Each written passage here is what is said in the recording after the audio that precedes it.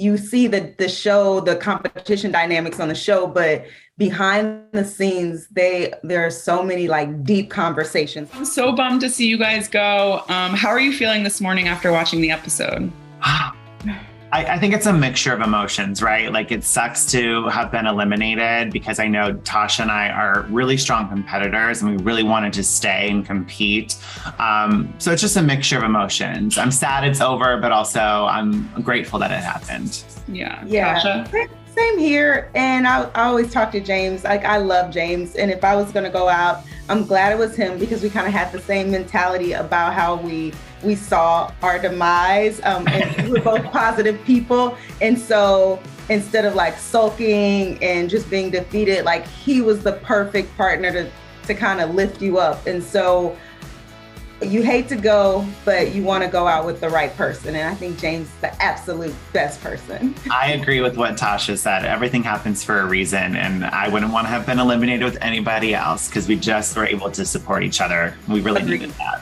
Agreed. Well, tell me about the challenge itself, because you guys, it seemed like it happened like that all of a sudden. Like you saw the thing drop and I was like, whoa, that came out of nowhere. So to talk me through how you guys were doing in the challenge and what happened.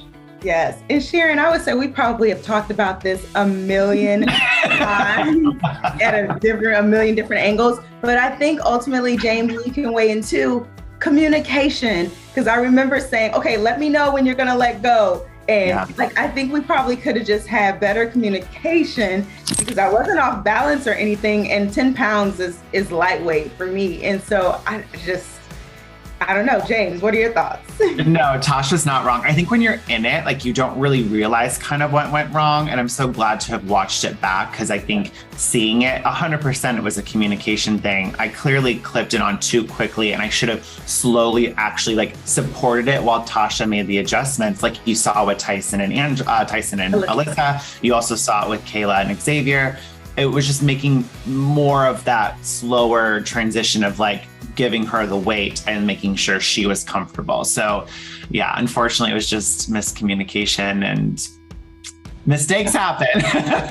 Yeah. I know. It wasn't like you guys went out like, oh my God, it was just so quick. And I was like, whoa, that was. I know. Yeah. I mean, I couldn't believe it. And I wasn't even sure that the bag touched, but they're like, yeah, touch. It was just an unnecessary loss, in my opinion. Yep. As somebody who loves challenges.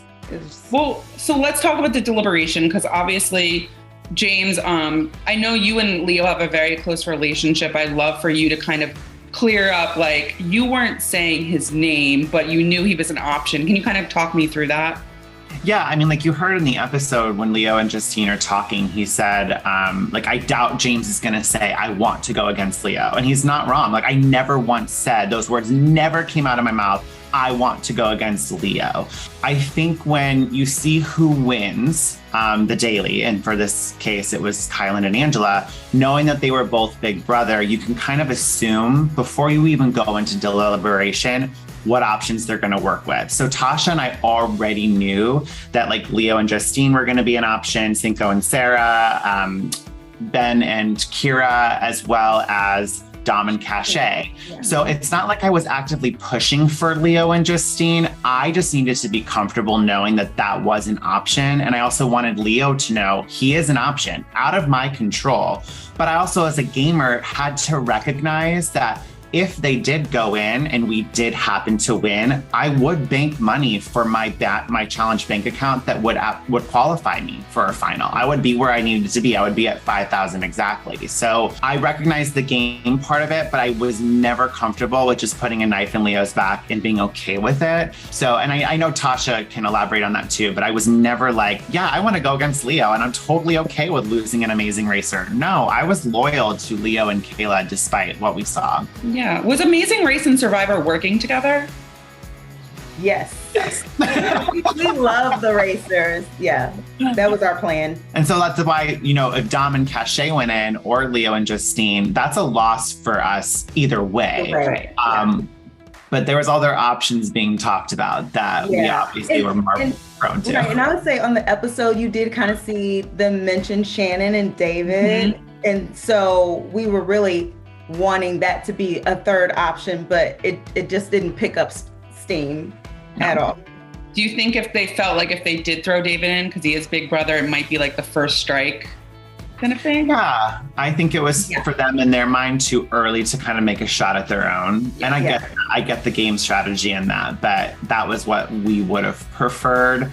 Although I love Shannon, she's one of my challenge besties. It just, but in a game sense, that would have made the most sense for a long-term strategy for Tasha and I. Exactly. But I think there was rumblings that the big brothers weren't as tight as we thought, as people thought they were. And you can see that with the Alyssa and Derick dynamic. Like, they were looking for some revenge. So there were rumblings that no one was not an option, if that makes sense. Yeah.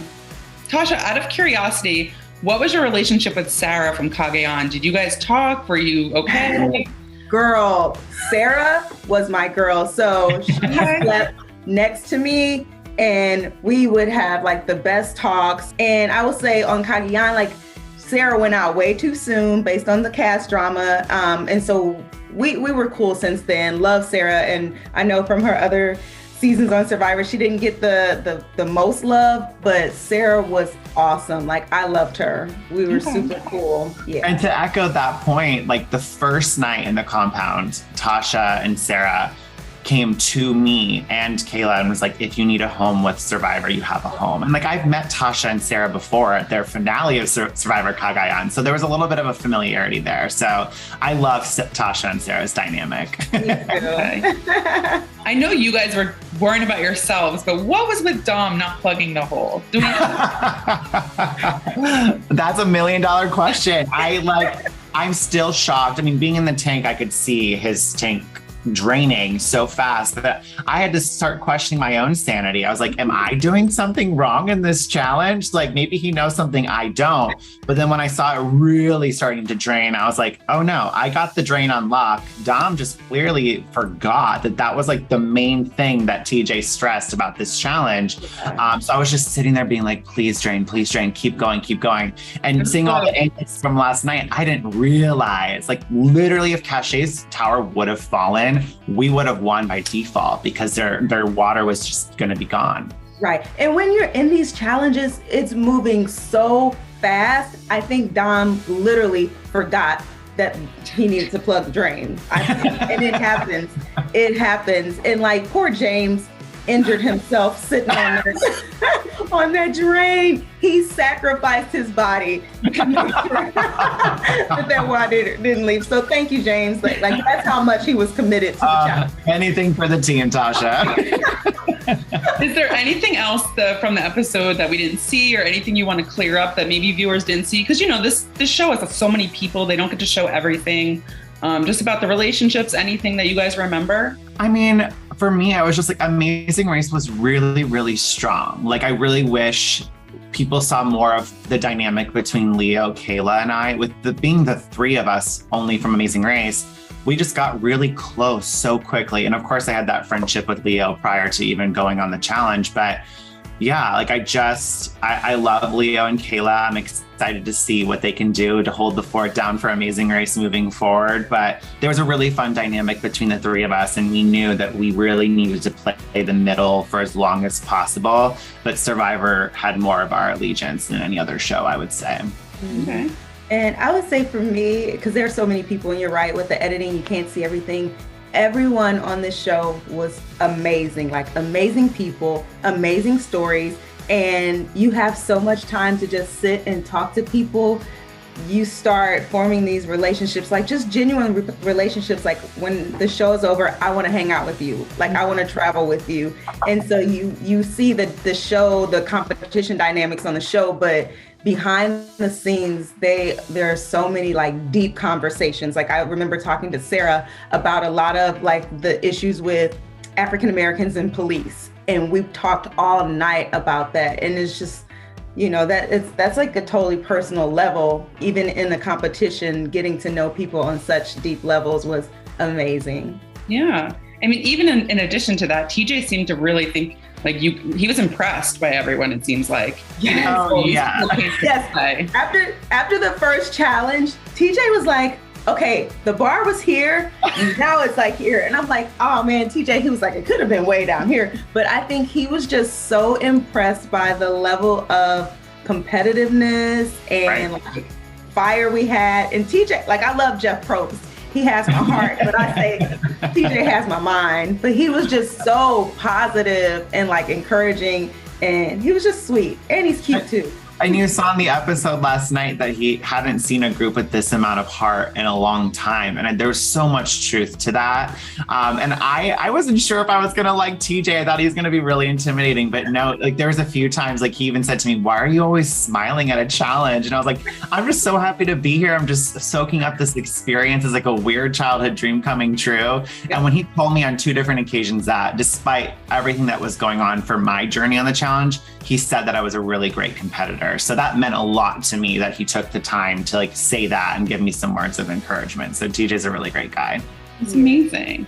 Well, I guess I know I have to wrap up, but are you guys, we have this world championship, but are you guys, if they do another season, are you interested in the challenge again? Yes. Okay. You're like, we went out too early. No, yeah, we went out way too early. We need a little bit of redemption. Yes. And I think that it would just be fun to go back and see what new faces are in the mix. And I say never, right? Like it depends on timing, but I would love the opportunity to do it again. Yeah, and I hate leaving business unfinished, so I had to go back for Survivor to get to that final 3. Second chance. I need another chance on the challenge.